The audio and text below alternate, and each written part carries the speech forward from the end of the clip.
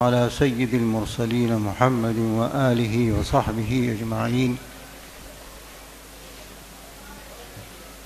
أما بعد فأعوذ بالله من الشيطان الرجيم. بسم الله الرحمن الرحيم.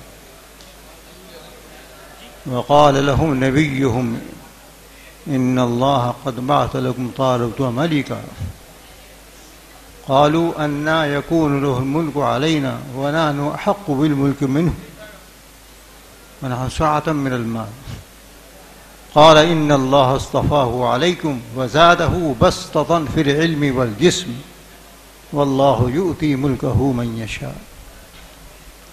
وقال النبي صلى الله عليه وسلم المؤمن القوي خير من المؤمن الضعيف. وأيضا قال النبي صلى الله عليه وسلم إن لنفسك عليك حقا ولجسدك عليك حقا أو كما قال عليه الصلاة والسلام.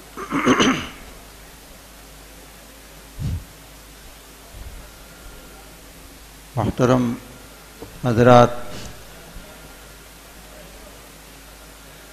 آج کے اس پروگرام میں صبح سے لے کر اب تک آپ نے بہت سی ضروری باتیں سماعت کر لی ہیں، اور اس جمعیت یوتھ قلب یا خدام ملت کے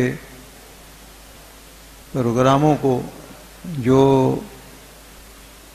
ایک طرح سے منظور تو سالوں پہلے سے تھا، اور حضرت فدائے ملت نور اللہ مرقدہ کی کوششوں سے باقاعدہ 1971 میں دستور کا حصہ بھی بنا ہے یہ، لیکن اس کو پورے ملک میں نمایاں طور پر عملی شکل دینے کی اللہ نے ابھی چند سال پہلے ہمارے ناظم عمومی جناب مولانا سید محمود صاحب دیدہ مجدہم کو توفیق دی، اور اس پر لوگوں نے لبیک کہا. بہت سو کو یہ شکوک شبہات ہوتے ہیں کہ میاں یہ کیا ہو رہا ہے، یہ تو دوسری طاقتیں دوسری جماعتیں اس پر انگلی اٹھائیں گی، لیکن آپ کے سامنے تفصیلات آ چکی ہوں گی کہ یہ تو ہماری حکومت کا ایک طرح کا پروگرام بھی ہے. اس کے مطابق بلا امتیاز مذہب و ملت، جس کو بھارت اسکاؤنٹ کے نام سے جانا جاتا ہے، اور جو ایک طرح سے نیم سرکاری ادارہ ہے، اور ہر جگہ کا انتظامیہ اس کے پروگرام میں گویا کہ معاون اور شریک ہوتا ہے اور اس کی تحسین کرتا ہے. اس لیے بلا کسی دغدغے کے، بلا کسی تعمل کے اس کو قبول کرنا چاہیے، اور اس میں جسمانی ورزش یا فکری اور ذہنی مشق اور تمرین یہ بھی کوئی نئی چیز نہیں ہے. ہم انسانیت کے نقطہ نظر سے دیکھیں وہ بھی ایک ضروری چیز ہے، لیکن ہمارے سامنے، آپ کے سامنے جناب رسول اللہ صلی اللہ علیہ وسلم کے ارشادات بھی ہیں، اور آپ کے ذریعے سے جو اللہ کا کلام آیا ہے وہ بھی ہمارے سامنے ہے. ہمیں اس کی بنیادی چیزوں کو بھی سامنے رکھنا چاہیے. میں نے آیت کریمہ جو پڑھی آپ کے سامنے، اس میں حضرت طالوت کا قصہ ہے. اللہ تعالیٰ نے ان کو بادشاہ کے طور پر مقرر فرمایا، تو ان کی قوم نے اس طرح کا اعتراض شروع کر دیا کہ یعنی حکومت کرنے کا کیا حق ہے، ہمارے پاس مال زیادہ ہے، ہم دولت مند ہیں، انہیں کیا حکومت کرنے کا حق ہے، انہیں کے بعد پیسے ویسے تو ہے ہی نہیں، غریب لوگ، فقیر آدمی. تو اللہ نے جواب دیا ان اللہ اصطفاہ علیکم، اللہ نے منتخب کیا ہے، ہم نے بنایا ہے، ہماری نامزدگی ہے، اس کو ماننا ہوگا. اور پھر ان کی خاص صفت بیان کی، پیسے ویسے کا مسئلہ نہیں ہے. وَزَادَهُ بَسْطَةً فِي الْعِلْمِ وَالْجِسْمِ، اللہ نے تمہارے مقابلے میں ان کو دو چیزوں میں زیادتی دی ہے. سب سے پہلے علم کے اندر اضافہ، جتنی معلومات اور جتنی ذہنی اور علمی چیزیں ہیں ان کے پاس ہیں، تمہارے پاس نہیں. اور نمبر 2 پر یہ کہ فی الجسم، ان کا بدن بھی تم سے بھاری ہے.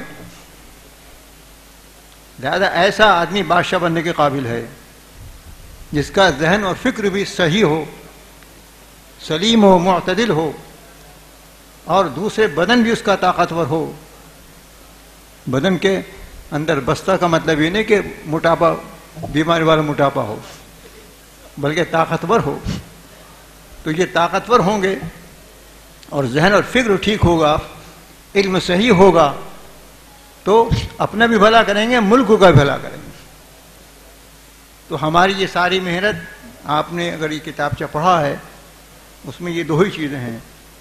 جسمانی ورزش ہو رہی ہے بسطن فی الجسد کے لیے، طاقتور بنے، جسم طاقتور بنے، اور ذہنی ورزش ہو رہی ہے بسطن فی العلم کے لیے.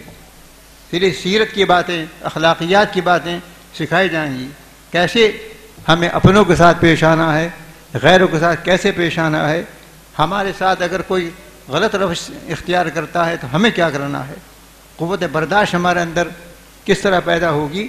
یہ قوت جو ہے صرف ظاہری جسمانی قوت نہیں، وہ جو حدیث شریف میں آیا کہ المؤمن القوی خیر من المؤمن الضعیف، صرف جسمانی قوت کے اعتبار سے نہیں ہے. وہ بھی ٹھیک ہے کہ جو طاقتور مسلمان ہوگا وہ کچھ کرے گا، کمزور بیمار آدمی کیا کرے گا. تو طاقتور بننے کی کوشش کرنی چاہیے، یعنی جو اس حدود کے اندر ہے. یہ نہیں کہ رات دن اسی میں لگا رہے، اپنے سارے کام کرے لیکن ایک طرح معمولات کے اندر اس کو بھی شامل کرے. اور یہ تو ہمارے بزرگوں کا ورثہ ہے. حضرت شیخ الاسلام رحمۃ اللہ علیہ کے متعلق ہم نے بار بار سنا ہے کہ اخیر زمانے تک وہ کیا مانتے تھے، ورزش ہونے کے لیے کیا ہوتا تھا، وہ مونگ اٹھانے کے لیے ورزش لکڑی کا کیا ہوتا تھا، کیا کہتے تھے اس کو، مغدر چلایا کرتے تھے. ہمارا کون سا مولوی آج مغدر چلا رہا، ان کا نام تو لیتے ہیں، یہاں مغدر کیوں نہیں چلاتے. اور مجھے یاد ہے کہ ہمارے پڑھنے کے زمانے میں یعنی 1965 سے پہلے دارالعلوم دیوبند میں ایک پہلوان باقاعدہ رکھے ہوئے تھے لاٹھی سکھانے کے لیے، بنوٹ سکھانے کے لیے طلبا کو. نام مجھے یاد نہیں رہا لیکن میں نے دیکھا ان کو. لیکن ہم لوگ چلے گئے، وہ سلسلہ بند ہو گیا، پھر کوئی سوال ہی نہیں ہے. تو معلوم ہوا کہ جسمانی ورزش اور وہ ہے کہ جسم کو صحیح رکھنا، اور ضرورت پیش آئے تو لاٹھی چلائیں، ضرورت پیش آئے تو اپنے جو بھی کارنامہ کر سکتے ہیں. قرآن کریم نے فرما دیا نا وَأَعِدُّوا لَهُم مَّا اسْتَطَعْتُمْ، جو کر سکو کرو، من قوت، جو طاقت بھی تم حاصل کر سکتے ہو تیار رکھو. تو اس تیاری کا تو ہمیں حکم دیا جا رہا ہے، قانونی اعتبار سے ہم اس کے یعنی ہمیں جائز ہے یہ. اس لیے بلا کسی تعامل کے اس طرح کے پروگرام کو آگے بڑھانا چاہیے. نمایاں کرنے، میں تو نہیں کہتا چپ کے کرو، میں تو کہا نمایاں کرو، اس سے زیادہ نمایاں کرو، دکھلاوے کے لیے نہیں بلکہ لوگوں کو بتانے کے لیے. ہمیں کمزور سمجھ لیا گیا، اور وہ لوگ جو ہیں ریلی نکال رہے ہیں، آتشی اسلحہ کی نمائش کر رہے ہیں، یہ سب ہو رہا ہے. ہم مرعوب ہو گئے، ہم لاٹھی لے کر بھی نہیں چل سکتے، معمولی چیز بھی لے کر نہیں چل سکتے، ہمارے اوپر الزام آ جائے گا فوراً. ہمیں وہ اسی طرح کا مظاہرہ کر کے دکھانا چاہیے، صرف بند کمروں کے اندر نہیں، کھلے میدان کے اندر ہمیں یہ مظاہرہ کرنا چاہیے اور یہ بتانا چاہیے کہ ہم قوت کے ساتھ، اپنے ذہنی فکر کے ساتھ، صحیح فکر کے ساتھ ملک کو افراد مہیا کرنے کے لیے ہمارا یہ پروگرام ہے.